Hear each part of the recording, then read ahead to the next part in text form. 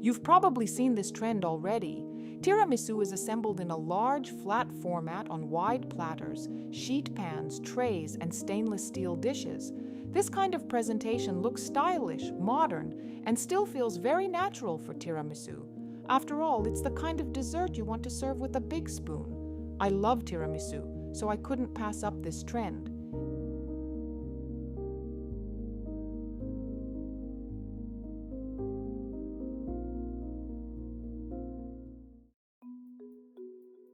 In tiramisu, coffee is one of the main flavor notes. That's why it's especially important to use a coffee you really like for its flavor and aroma. I use 100% specialty grade Arabica, but the brewing method can be whatever you prefer. The key is that the coffee should be strong, rich, and aromatic.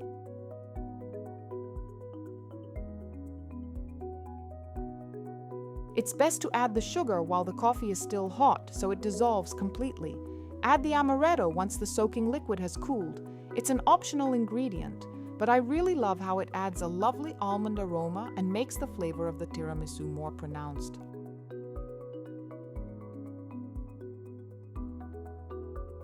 I start making the cream with the heavy cream. Here, the heavy cream makes the texture lighter, airier, and softer. It mellows the density of the mascarpone, so the cream turns out delicate and creamy rather than heavy.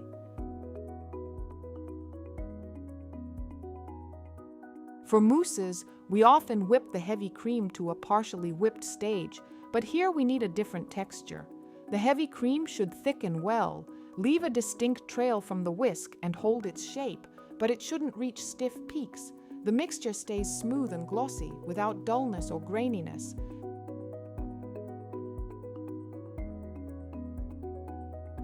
Before whipping, the heavy cream should be well chilled. After whipping, keep it in the refrigerator until it's time to combine it with the cream base.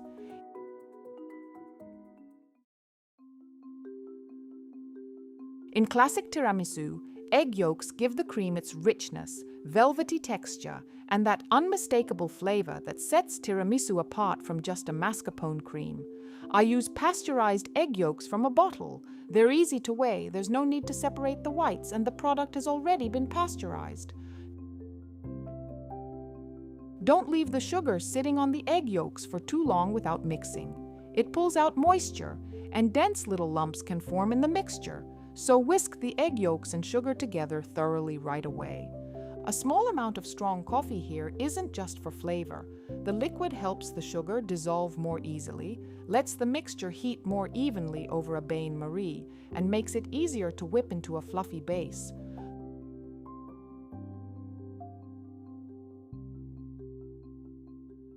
The water in the bain-marie should be at a gentle simmer, and the bottom of the bowl shouldn't touch the hot water.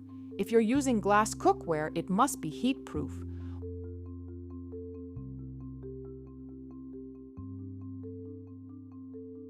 While heating, it's important to whisk the mixture constantly and vigorously. That way the egg yolks heat evenly, and don't set into little grains along the bottom and sides. At the same time, the sugar dissolves, the mixture incorporates air, becomes lighter, thickens, and turns into a fluffy cooked yolk base.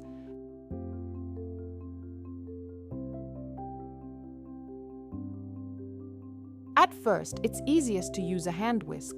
Once the mixture is more uniform, you can switch to a hand mixer. The key is to keep it moving and monitor the heat the whole time.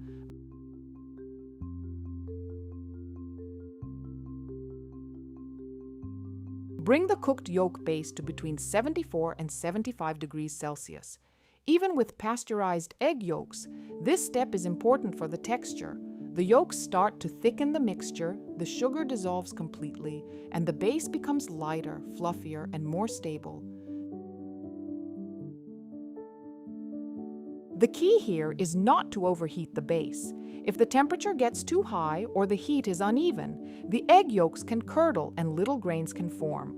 The thermometer should measure the temperature of the mixture itself, not touch the bottom of the bowl.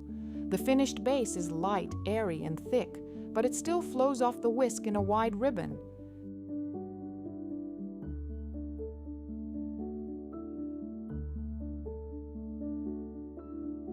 As soon as the base reaches the right temperature, immediately remove it from the bain-marie and continue whisking vigorously.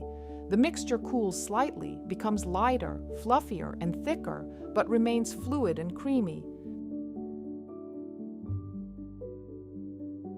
Before combining it with mascarpone, let the cooked yolk base cool to about 28 to 30 degrees Celsius. As it cools, stir it occasionally so the temperature stays even and the surface doesn't dry out.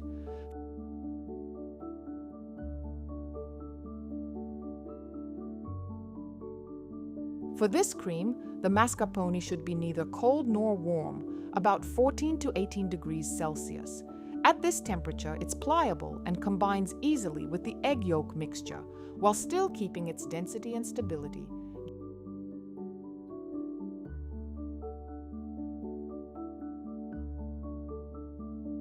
Just gently work the mascarpone from a firm block into a smooth, creamy mixture. Keep it brief and don't whip it vigorously, because mascarpone is very sensitive to overworking.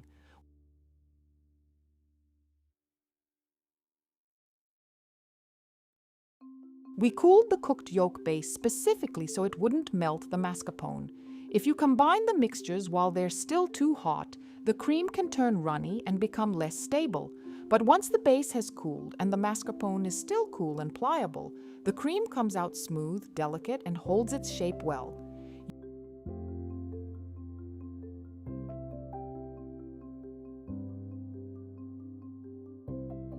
Use a mixer on the lowest speed for just a few seconds to combine the first portion of the cooked yolk base with the mascarpone. This helps the two textures come together more quickly.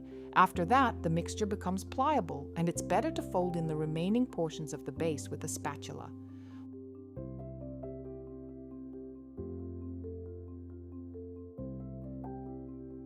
When working with mascarpone, be gentle.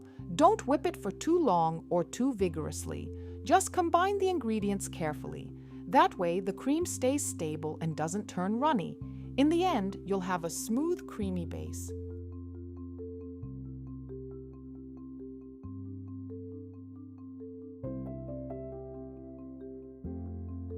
All that's left is to add the whipped cream. It makes the cream lighter, airier, and gives it more volume. Again, don't mix for too long, just fold the whipped cream into the base, keeping the air in the cream and without compromising the mascarpone's stability.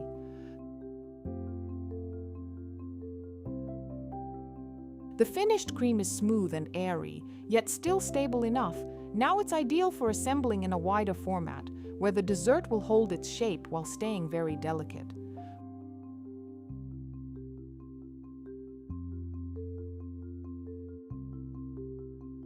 For this kind of presentation, it's important that the tiramisu not be too tall, but low, wide, and generous.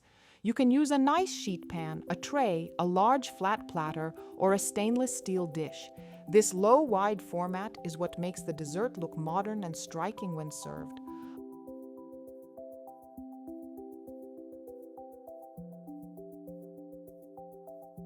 A small portion of the cream is needed as a base for the savoiardi Ladyfingers to stick to. That way they won't slide around and the first layer will be neater. It's best to divide the remaining cream in half so both layers are even and each piece keeps the right balance of cream, soak, and savoiardi.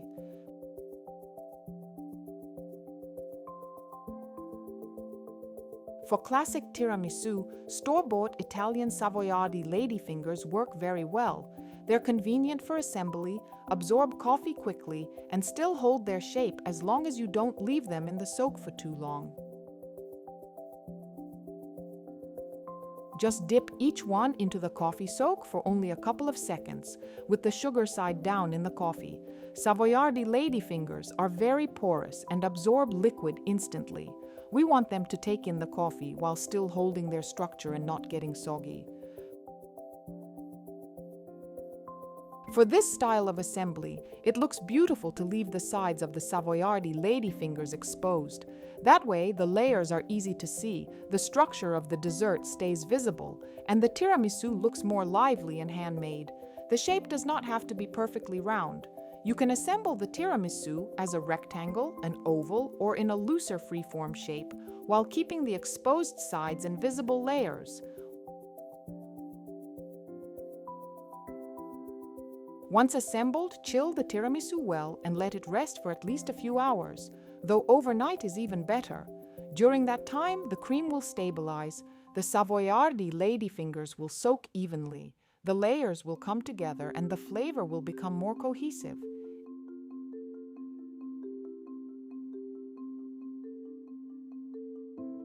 It's best to add the cocoa powder just before serving. That's the classic final layer for tiramisu. This tiramisu can be finished in different ways. You can add a stenciled message, fresh berries, or chocolate-covered berries. But here I wanted to keep it minimal, so I chose only festive candles. They look understated, modern, and stylish.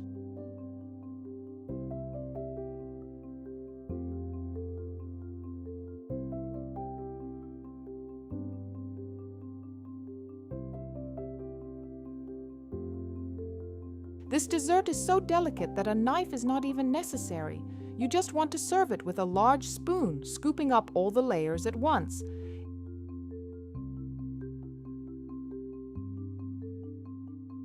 If possible, it's nice to carry that same aesthetic into the presentation and use stainless steel serveware, small dessert cups, bowls, or individual serving dishes. It makes the dessert look modern and very stylish.